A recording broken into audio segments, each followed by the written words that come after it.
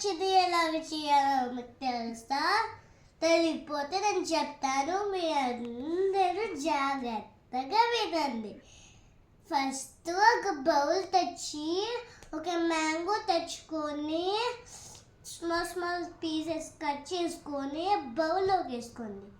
తర్వాత ఒక ఇమ్లీ నానబెట్టుకొని పిండాలి బాగా.